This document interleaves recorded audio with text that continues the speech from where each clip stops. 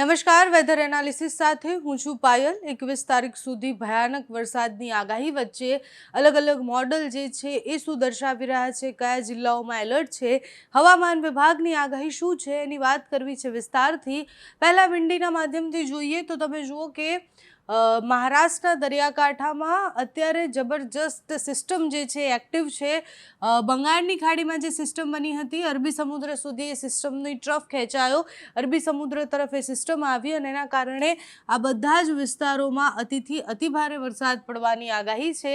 અહીંયા તમને ઝૂમ કરીને બતાવું તો એક ચક્રવાત જેવું દેખાતું હશે, આપણે જે સાયક્લોનિક સર્ક્યુલેશન સિસ્ટમ કહેતા હોઈએ છીએ એ સિસ્ટમ અહીંયા ક્યાંક છે, એના આઉટર ક્લાઉડ અહીંયા આખા બધી જગ્યાએ ફેલાયેલા છે। દક્ષિણ ગુજરાતમાં એની સૌથી વધારે અસરની સંભાવના, દરિયાકાંઠાના વિસ્તારમાં સૌથી વધારે અસર એટલે દેવભૂમિ દ્વારકાથી લઈ અને આ બાજુ ભાવનગર સુધી એની અસર થશે।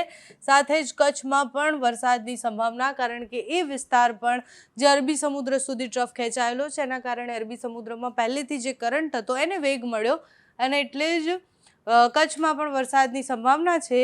આજે તમે જુઓ કે મુંબઈ અને મહારાષ્ટ્રમાં, મુંબઈમાં ગઈકાલે પણ ખૂબ વરસાદ હતો, આજે પણ ભારે વરસાદની આગાહી છે। દક્ષિણ ગુજરાતમાં અતિથી અતિ ભારે વરસાદ પડવાનો છે। સાથે જ મધ્યપ્રદેશની આસપાસના જે બોર્ડરના વિસ્તારો આપણા છે ત્યાં પણ વરસાદની સંભાવના છે। જે સિસ્ટમ આપણે કહેતા હતા એ સિસ્ટમ મજબૂત બની રહી છે અને એ સિસ્ટમ તમે જુઓ કે દરિયાકાંઠાના વિસ્તારો જેટલા પણ છે એટલે દેવભૂમિ દ્વારકા છે, વેરાવળ છે, બધી જગ્યાએ 20 તારીખથી અતિથી અતિ ભારે વરસાદ લઈને આવશે। સાથે જ દક્ષિણ ગુજરાતના ભાગ ભરૂચ, નવસારી, સુરત, વલસાડ, ડાંગ આ બધી જગ્યાએ ખૂબ વધારે વરસાદ પડશે। સૌરાષ્ટ્રમાં અતિભારે વરસાદ 20 તારીખે પડવાની સંભાવના છે। આખા કચ્છમાં અતિથી અતિ ભારે વરસાદની સંભાવના દેખાઈ રહી છે એટલે કચ્છમાં પણ વરસાદ પડશે। મહેસાણા અને પાલનપુરવાળો પટ્ટો જે છે એટલે ત્યાં પણ વરસાદની સંભાવના છે। તમે જુઓ કે અહીંયા કેટલી મજબૂતાઈથી એ સિસ્ટમ જે છે એની અસર થઈ રહી છે। જૂનાગઢ પાસે અતિથી અતિ ભારે વરસાદની આગાહી છે।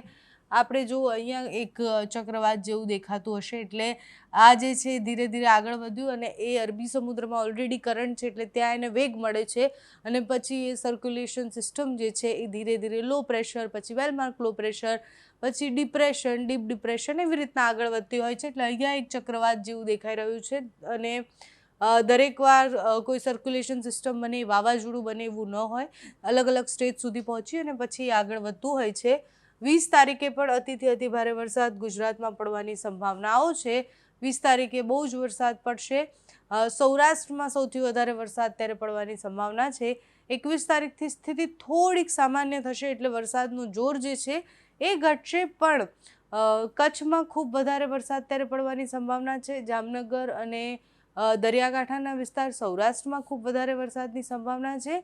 સાથે જ એકવાર ત્યાંથી જે ટ્રફ છે પસાર થઈ ગયો એટલે એ જે વાતાવરણ જે છે, વાદળો જે છે એ ત્યાંથી પસાર થઈ ગયા, પણ અમુક ભેજવાળા વાદળો એ 700 HPA લેવલે કે પછી 600 HPA લેવલે હોય એ વાદળો પણ ઝાપટા લઈને આવશે। એટલે આગામી દિવસોમાં એટલે તમે જુઓ 22 તારીખથી અતિભારે વરસાદની આગાહી નથી, પણ છૂટો છવાયો સામાન્યથી મધ્યમ વરસાદ પડી શકે તેવી સંભાવનાઓ છે એટલે એ અસર પણ જોવા મળશે।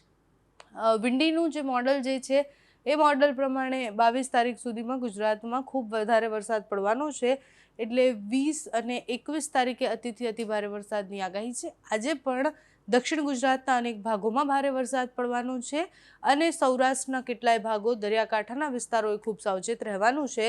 હવામાન વિભાગની આગાહી પણ કંઈક એવી જ કહી રહી છે। હવામાન વિભાગની આગાહી પ્રમાણે પણ અનેક જિલ્લાઓ એવા છે કે જ્યાં રેડ એલર્ટ આપવામાં આવ્યા છે એટલે દક્ષિણ ગુજરાતના નવસારી, વલસાડ, દમણ, દાદરા નગર હવેલીમાં રેડ એલર્ટ છે। સાથે દરિયાકાંઠાના વિસ્તારોમાં એલર્ટ છે। અમરેલી, ભાવનગરના દરિયાકાંઠાના વિસ્તારોમાં એલર્ટ આપવામાં આવ્યા છે એટલે 20-21 આગામી 3 દિવસ અને આમ કહીએ તો 48 કલાક ખૂબ ભારે છે, અતિથી અતિ ભારે વરસાદ અને એનાથી જળબંબાકાર થાય તેવી પરિસ્થિતિ છે। જે પણ માહિતી હવામાન વિભાગ આપતા રહેશે તમારા સુધી પહોંચાડતા રહીશું। અત્યારે આ વિડીયોમાં બસ આટલું। જો તમે અમને યુટ્યુબ પર જોઈ રહ્યા હોય તો સબસ્ક્રાઈબ કરજો, ફેસબુક પર જોઈ રહ્યા હોય તો ફોલો કરજો, અમારા વિડીયોને લાઈક અને શેર કરજો।